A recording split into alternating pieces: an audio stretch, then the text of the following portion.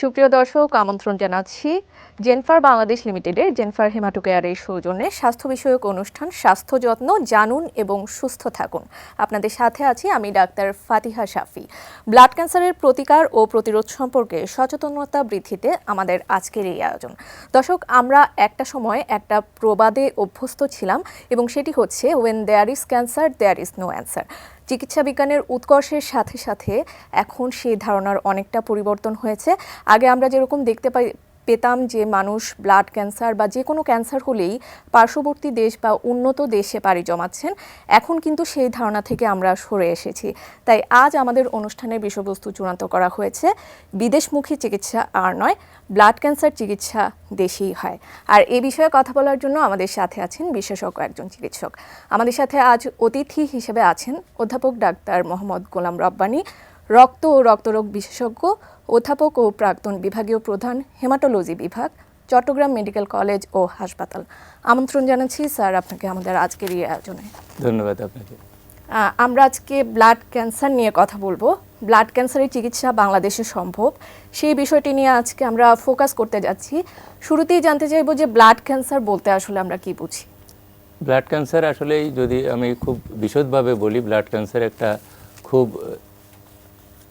সহজ একটা রোগ নয়। এটা একটা দীর্ঘমেয়াদী এবং খুব দুরারোগ্য একটা রোগ। এটা সচরাচর আমরা দেখতে না পেলেও অনেক রোগী আমাদের কাছে আসে। আলটিমেটলি এটা ইনসিডেন্টালি অনেক সময় আমাদের কাছে ডায়াগনোসিস হয়। এটা হলো রক্তের, আমরা প্রত্যেকটি অর্গানের প্রত্যেকটি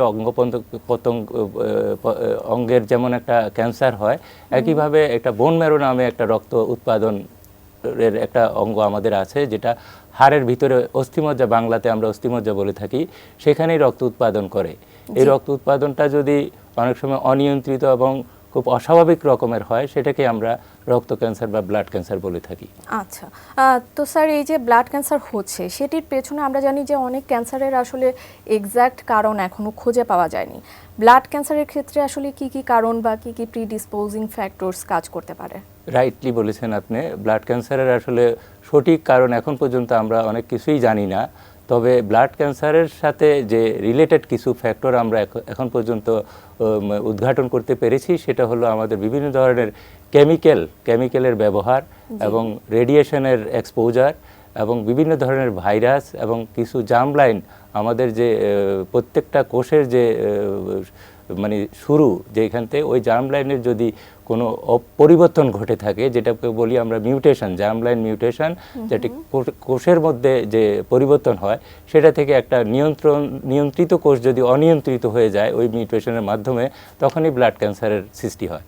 আচ্ছা, আমরা যদি একটু লক্ষণ বা উপসর্গগুলোর দিকে ফোকাস করতে চাই, তাহলে আসলে কি কি লক্ষণ বা উপসর্গ দেখলে সাধারণ মানুষজন বুঝতে পারবে? কারণ আমরা অনেক সময় দেখে থাকি যে রোগীরা একদম লেট স্টেজে এসে আসলে আপনাদের শরণাপন্ন হয়। যদি প্রাথমিক উপসর্গগুলো সম্পর্কে যদি কিছুটা ধারণা দেওয়া যেত। এটা একটা দীর্ঘ একটা উত্তর দিতে হবে এটার, কারণ ব্লাড ক্যান্সারের উপসর্গ বলতে আগে জানতে হবে আমাদের ব্লাড ক্যান্সার কী ধরনের ব্লাড ক্যান্সার আছে, এবং ব্লাড ক্যান্সারের যখন কাদের মধ্যে কখন কোন ক্যান্সারটি দেখা দেয়। তো আমরা ব্লাড ক্যান্সার মূলত আমরা অ্যাকিউট ক্যান্সার বলি। আমরা ব্লাড ক্যান্সারের আসলে বাংলাতে আমরা ক্যান্সার বললেও এটাকে আমরা ইংরেজিতে ডাক্তাররা আমরা লিউকিমিয়া নামে চিনি। লিউকিমিয়া, লিম্ফোমা, মাইলোমা এই ধরনের নামে চিনি। তো লিউকিমিয়া সাধারণত অ্যাকিউট লিউকিমিয়া আছে কিছু অ্যাকিউট, ওর মধ্যে আবার কোষের কী বলবো নামকরণ অনুযায়ী acute myeloblastic leukaemia, acute lymphoblastic leukaemia, আর কিছু ক্রনিক লিউকিমিয়া আছে। একইভাবে chronic lymphocytic leukaemia, chronic myelocytic leukaemia, এই চারটা আমরা ক্যান্সার হলো মেইন ব্লাড ক্যান্সার। আর এর পরেও কিছু ক্যান্সার রয়েছে, সেটা হলো লিম্ফোমা। লিম্ফোমা যেমন দু ধরনের আছে, আমরা হস্কিন লিম্ফোমা এবং নন হস্কিন লিম্ফোমা। আর যেগুলি বয়োবৃদ্ধকালে আমাদের কিছু ক্যান্সার দেখে থাকি আমাদের দাদা, নানা, দাদি, এদের মধ্যে, সেটাকে বলে মাইলোমা। তাহলে আমরা মূলত ব্লাড ক্যান্সার তিন প্রকার হয়ে থাকে, একটা লিউকিমিয়া, একটা লিম্ফোমা, একটা মাইলোমা। এই তিনটা ব্লাড ক্যান্সারই দেখা যায়। তবে বেশিরভাগই আমরা লিউকিমিয়াটাই বেশি দেখতে পারি, যেটা অ্যাকিউট লিউকিমিয়াই আমাদের কাছে বেশিরভাগ রোগী সাথে সাথেই আসে। কারণ এই অ্যাকিউট লিউকিমিয়া আক্রান্ত হলে খুব একটা রোগী তাড়াতাড়ি চিকিৎসা না নিলে খুব একটা বেশি দিন বেঁচে থাকে না, যার ফলে এই রোগীগুলো আমাদের সামনে আসে। এদের উপসর্গ একইভাবে, যেহেতু ব্লাড ক্যান্সার কোষ, স্বাভাবিক কোষ আক্রান্ত হয়, তাহলে স্বাভাবিক কোষ যদি তৈরি না হয়, তাদের যে কার্যকারিতা, যে স্বাভাবিক কোষের কার্যকারিতাগুলো বিঘ্নিত হয়। যেমন আমরা 3টা ব্লাডের কোষ আছে, একটা হলো লোহিত রক্তকণিকা, একটা শ্বেতকণিকা, একটা অনুচক্রিকা। তো বেশিরভাগ ক্ষেত্রেই আমরা লোহিত শ্বেত রক্তকণিকার রোগটাকেই আমরা বলে থাকি যে লিউকিমিয়া অথবা লিম্ফোমা। তো এই শ্বেতকণিকা আমাদের বেশিরভাগ দেহের আমাদের রোগ প্রতিরোধ ক্ষমতা আমাদেরকে করে, রোগকে প্রতিরোধ করে বিভিন্ন ধরনের সংক্রমণ, বহি সংক্রমণ থেকে ব্যাকটেরিয়া, ভাইরাস, ফাঙ্গাস এগুলিকে আমাদেরকে কি বলে এটাকে মানে প্রোটেকশন দেয়। তো এইগুলি যদি স্বাভাবিক কার্যকারিতা হারিয়ে ফেলে তখন আমাদের বিভিন্ন ধরনের ইনফেকশন আমাদের মধ্যে শরীরে দানা বাঁধে এবং জ্বর নিয়ে রোগী প্রথমেই আসে। আর এগুলি যেহেতু আমাদের অস্বাভাবিক রকমের বোন ম্যারোতে যেখান থেকে রক্তগুলি তৈরি হওয়ার কথা অস্বাভাবিক রকমের বৃদ্ধি পায়, তখন অন্যান্য কোষগুলি তাদের স্বাভাবিক কার্যক্রমে বিঘ্নিত হয়। যেমন লোহিত রক্তকণিকা তৈরি হতে পারে না, অনুচক্রিকাটা তৈরি হতে পারে না। তো লোহিত রক্তকণিকাটা যদি তৈরি হতে না পারে সেক্ষেত্রে আমাদের রক্তশূন্যতা দেখা দেয়। আর যদি অনুচক্রিকা, যেটার কাজ হলো আমাদের কোনো জায়গায় কোনো কেটে গেলে অথবা কোনোতে আঘাতপ্রাপ্ত হলে রক্তক্ষরণ বন্ধ করে, সেটাও বিঘ্নিত হয়, তার ফলে আমাদের রক্তক্ষরণ নিয়ে আসে। তাহলে আমরা যদি খুব মোটা দাগে বলতে পারি যে আমরা লিউকিমিয়ার মানে যেটা লক্ষণ সেটা হলো আমাদের প্রথমত জ্বর নিয়ে আসবে এবং রক্তক্ষরণ নিয়ে আসতে পারে, ক্ষেত্র বিশেষে আমাদের মেইনলি আমাদের রক্তশূন্যতা নিয়ে আসতে পারে। তবে রক্তশূন্যতার প্রকৃতিটা অনেক সময় ধীরে ধীরে বাড়তে থাকে, রক্তশূন্যতার পরিমাণ। তখন এই রোগী যখন অবসাদগ্রস্ত হয়ে যায়, দুর্বল হয়ে যায়, হাঁটতে পারে না, তখন চিকিৎসকের কাছে যায়। চিকিৎসক পরীক্ষার মাধ্যমে বুঝতে পারে তার রক্তকণিকাটা মানে শ্বেত রক্তকণিকাটা আক্রান্ত হয়েছে এবং সেটা ক্যান্সারে পরিণত হয়েছে, যার ফলে আমরা কিছুটা বুঝতে পারি যে তার লিউকিমিয়া হয়েছে। আচ্ছা, আপনি যেরকমটা বলছিলেন যে বিভিন্ন রক্তকণিকার কমে যাওয়া বা এরকম বিষয়টি, তাহলে আমরা কি এটি সিবিসির মাধ্যমেই কি সাধারণ দর্শকরা আসলে এনশিওর হতে পারেন কিনা, বা আপনারা এই সম্পর্কে একটা ধারণা পেতে পারেন? সুন্দর একটা প্রশ্ন করেছেন। সেটা হলো একটা যে কোনো ডাক্তারই এই সিবিসি একটা পরীক্ষা সবার কাছে পরিচিত পরীক্ষা।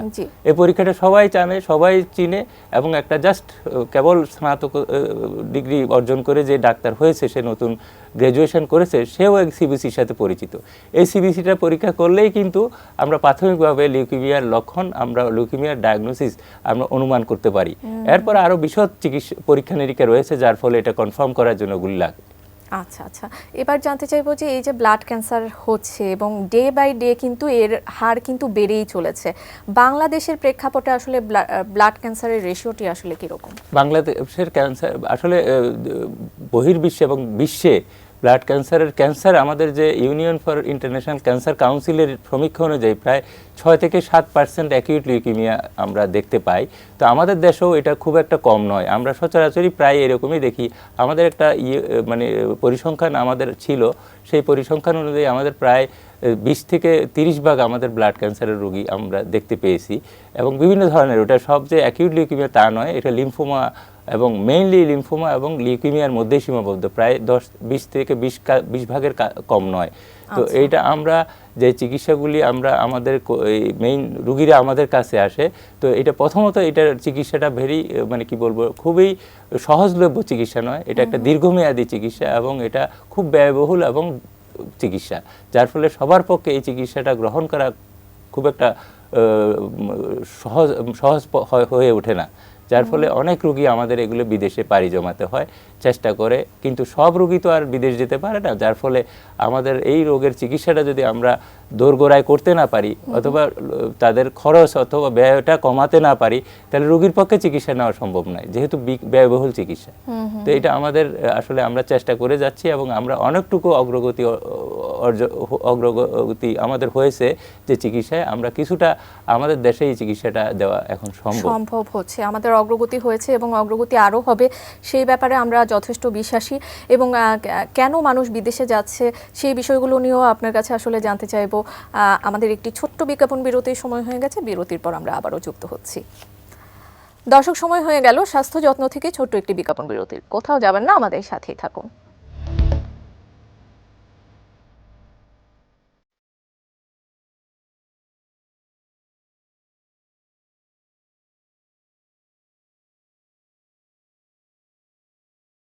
বিজ্ঞাপন বিরতির পর আবারও আমন্ত্রণ, স্বাস্থ্য যত্ন জানুন এবং সচেতন থাকুন। আমরা কথা বলছিলাম বিদেশমুখী চিকিৎসা নয়, ব্লাড ক্যান্সার চিকিৎসা দেশেই হয়। আর এ বিষয়ে কথা বলার জন্য আমাদের সাথে আছেন বিশেষজ্ঞ একজন চিকিৎসক। স্যার, বিজ্ঞাপন বিরতিতে যাবার আগে আমরা বিভিন্ন বিষয়গুলো নিয়ে আলোকপাত করছিলাম এবং চিকিৎসার বিষয়টি আসলে চলে আসছিল।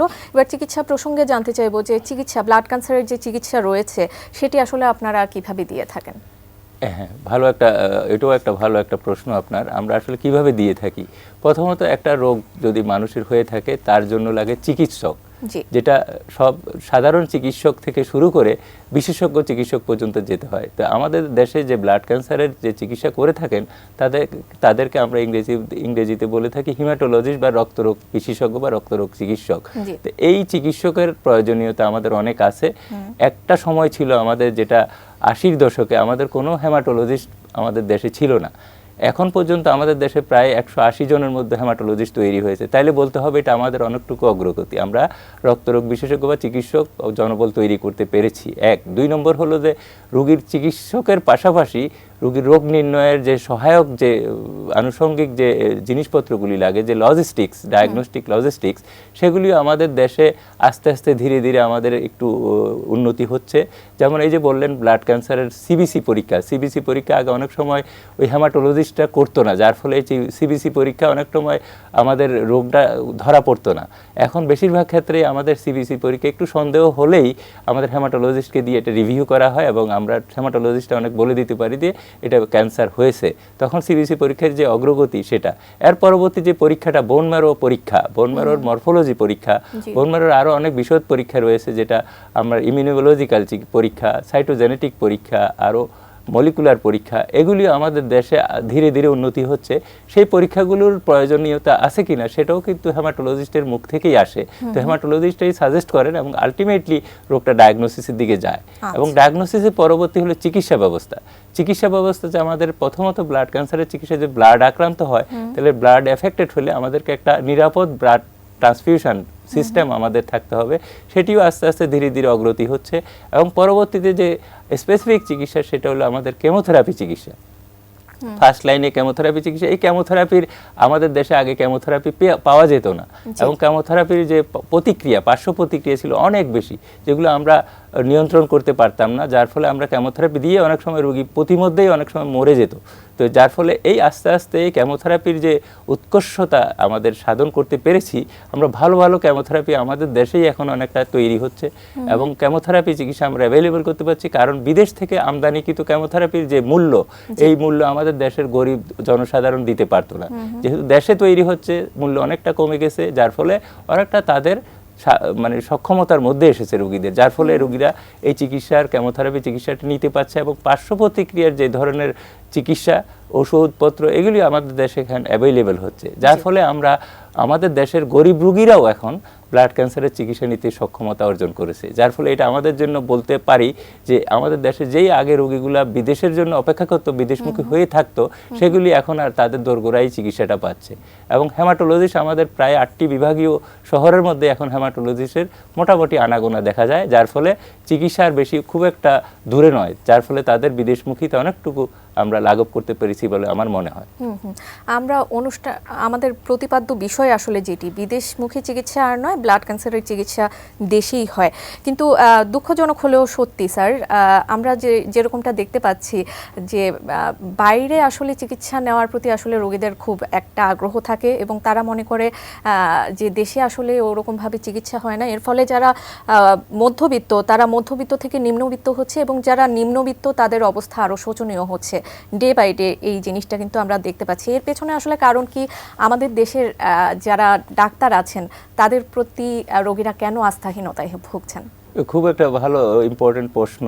আসলে আমাদের দেশের ডাক্তারদের প্রতি রোগীদের আস্থা বাড়াতে হবে আমাদেরকে।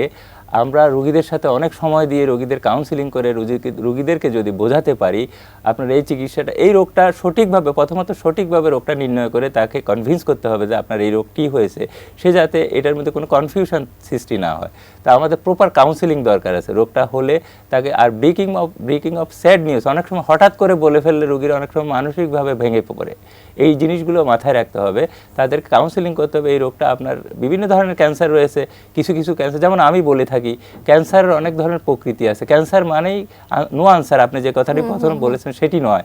ক্যান্সার অনেক সময় আমরা যদি একটা সাপের উদাহরণ দেই, সাপ বিভিন্ন ধরনের হয়ে থাকে, বিষাক্ত সাপ, বিষধর সাপ, বিষধর সাপ নয় এরকমও আছে, যার ফলে আপনার ক্যান্সারটা যদি ঠান্ডা ক্যান্সার হয়ে থাকে, আপনি যদি বলে ক্যান্সার, সে তো ধরে নেবে যে সে মরে গেছে।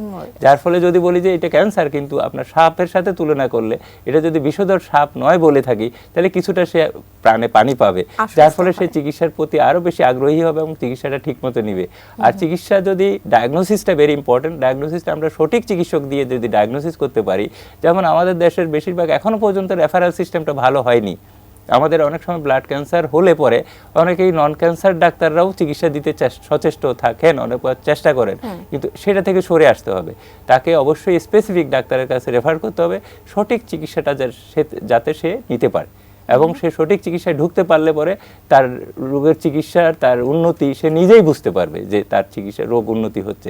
যার ফলে আমরা অনেকটুকু সক্ষমতা অর্জন করেছি, যারা হেমাটোলজিস্ট, আমরা যারা চিকিৎসা করতে পারছি, যারা আমরা রোগীদেরকে কনভিন্স করতে পারছি, যার ফলে আমার কাছে মনে হয় আমাদের রোগীদের অনেকটুকু আস্থা আমরা অর্জন করতে পেরেছি। যার ফলে আমি বলতে চাই যে আসলেই বিদেশমুখী আস্তে আস্তে কমে যাচ্ছে আমাদের দেশে, বিশেষ করে ব্লাড ক্যান্সার চিকিৎসা। এবার জানতে চাইবো যে আসলে আপনি যেরকমটা শুরুর দিকে বলছিলেন, এটি অত্যন্ত ব্যয়বহুল একটি চিকিৎসা পদ্ধতি, তো সেই ব্যয়টা বহন করার মতো কি আমাদের দেশের যে মিডল ক্লাস বা লো মিডল ক্লাস যারা আছেন তাদের কি সেই পরিমাণে সক্ষমতা রয়েছে কিনা?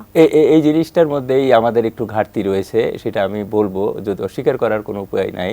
কারণ যদি ব্যয়বহুল চিকিৎসা, এই চিকিৎসাটা প্রথমত একটা হেমাটোলজিস্ট দেখা পাওয়া তার জন্য সহজ করে দিতে হবে। যেমন আমাদের সরকার এখন প্রত্যেকটা বিভাগীয় হাসপাতালে হেমাটোলজিস্ট দিয়েছেন। অনেকেই যদিও আমরা রাজধানী কেন্দ্রিক রয়েছি, কিন্তু সব বিভাগীয় হাসপাতালে আমাদের বিভাগ খুলেছে এবং ওদের হেমাটোলজিস্ট রয়েছে, তাদের ওখানে গেলে পাবলিক রোগীরা অন্তত হেমাটোলজিস্টের দেখা পাবেন। তো এই দেখাটা যদি কোনো কর্পোরেট হাসপাতালে পেতে হয়, তাকে অনেক অর্থের বিনিময়ে তাকে পেতে হবে, যার ফলে এই ব্যয়টা তার যদি জনবলের পিছনে খরচ হয়, চিকিৎসার পিছনে সে কোত্থেকে টাকাটা পাবে। যার ফলে আমরা পাবলিক সেটিংসে এটা আমাদেরকে আর একটু চিকিৎসার পরিধিটা বাড়াতে হবে, চিকিৎসক অ্যাভেলেবেল করতে হবে। 2 নম্বর হলো যে আমরা যদি কোনো কর্পোরেট হাসপাতাল, দীর্ঘমেয়াদী যেহেতু চিকিৎসা, কর্পোরেট হাসপাতালে ভর্তি থাকলে তাকে দীর্ঘদিন ভর্তি থাকতে হবে, পাশাপাশি তাকে প্রত্যেক দিন তার চিকিৎসার সিট ভাড়া, যে চিকিৎসার যে থাকা খাওয়ার খরচ, সেটা গুনতে হবে। তো সেটা আমাদের পাবলিক হসপিটাল, সরকার যদি আমাদেরকে পাবলিক হসপিটাল এটা অ্যাভেলেবেল এই সেবাটা দিয়ে তাদের ব্যয়টা কিছুটা কমিয়ে দিতে পারে, তাহলে সেই ক্ষেত্রে কিছুটা ব্যয় কমে যাবে, যার ফলে তার সক্ষমতা বাড়বে চিকিৎসার।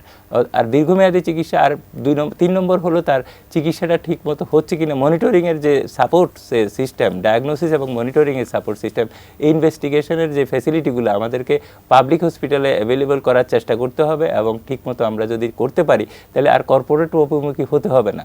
কিন্তু প্রত্যেক ক্যান্সার তো আর গরিব ধনী বলে কয়ে আসে না, এবং ধনীরা হয়তো বা কর্পোরেট হাসপাতালে যে হয়তো বিদেশে চলে যেতে পারে, কিন্তু গরিব রোগীরা তো আর যেতে পারে না।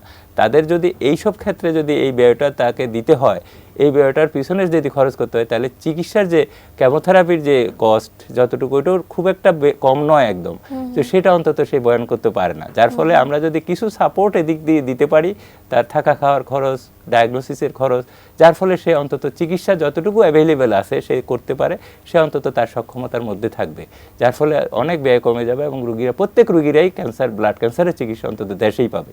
আচ্ছা, আমরা জানি যেরকম যে 4 ফেব্রুয়ারি বিশ্ব ব্লাড ক্যান্সার দিবস, তো এবারের ব্লাড ক্যান্সার দিবসের আসলে প্রতিপাদ্য বিষয়টি কি, সে বিষয়ে একটু জানতে চাচ্ছি। এইবারের আমরা 4 ফেব্রুয়ারি আসলে এটা 2000 সালে প্যারিস সম্মেলনে এটা ব্লাড ক্যান্সারের অ্যাওয়ারনেস বিল্ড আপ করে, ব্লাড ক্যান্সার নয়, ক্যান্সারের অ্যাওয়ারনেস বিল্ড আপ করানোর জন্য এই দিবসটি পালিত হয় প্রত্যেক 4 ফেব্রুয়ারি। এবারের প্রতিপাদ্য বিষয় ইউনাইটেড বাই ইউনিক, সবাই একত্রে মিলে এক সিদ্ধান্তে কাজ করতে হবে, মানে এককভাবে চিন্তা করতে হবে, সেটাই হলো এবার প্রতিপাদ্য বিষয়। কারণ আমাদেরকে ক্যান্সার রোগের বিভিন্ন চিকিৎসা যে অ্যাওয়ারনেস, ডিজিজের বার্ডেন, যেটা আমাদের রোগের বার্ডেন, এটা কমাতে চেষ্টা, অ্যাওয়ারনেস বিল্ড আপ করতে হবে। 2 নম্বর সফল চিকিৎসার ব্যবস্থা করতে হবে, এবং একটা কোয়ালিটি লাইফ মেনটেন করার জন্য আমাদেরকে একক চিন্তায় ইউনাইটেড একত্রিতভাবে আমাদেরকে যদি কাজ করি আমরা, তাইলে আমরা এই ক্যান্সারকে আরও তাদের মানে তার ভয়াবহতাটা রোগীদের কাছে কমিয়ে আনতে পারবো এবং সবাইকে ক্যান্সার চিকিৎসায় আওতায় আনতে পারবো। এটার জন্যই আমরা চেষ্টা করে যাচ্ছি এবং দেশে চিকিৎসা ব্যবস্থা এবং ক্যান্সার চিকিৎসা ব্যবস্থা বিশেষ করে আমাদের দেশে যাতে সব রোগীরাই চিকিৎসা পায় সেই ব্যবস্থাটা করার চেষ্টা করে যাচ্ছি। জি, আমরা সেই ব্যাপারে অবশ্যই শতভাগ আশাবাদী। আমরা ক্যান্সার চিকিৎসা আসলে বাংলাদেশেই আসলে সম্ভব করতে পারবো, বিদেশে আর আমাদের যেতে হবে না। অত্যন্ত ধন্যবাদ আপনাকে, আপনার অত্যন্ত সুন্দর উপস্থাপনার জন্য। খুবই অল্প সময়ের মধ্যে খুব সুন্দরভাবে আপনি বিষয়গুলোকে তুলে ধরেছেন। আবারও ধন্যবাদ জ্ঞাপন করছি। ধন্যবাদ আপনাকেও, আমার দর্শকদেরকেও আমি ধন্যবাদ জানাচ্ছি। মনোযোগ দিয়ে তারা শুনছেন এবং এটা আশা করি ওনারা উপলব্ধি করবেন। জি দর্শক, ধন্যবাদ এতক্ষণ আমাদের সাথে থাকার জন্য। আপনারা ইতোমধ্যে জেনেছেন ব্লাড ক্যান্সারের চিকিৎসা কিন্তু এখন দেশেই সম্ভব।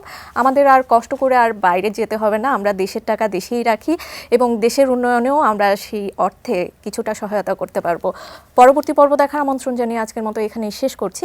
সবাই ভালো থাকবেন, সুস্থ থাকবেন আর এটিএন নিউজের সাথেই থাকবেন।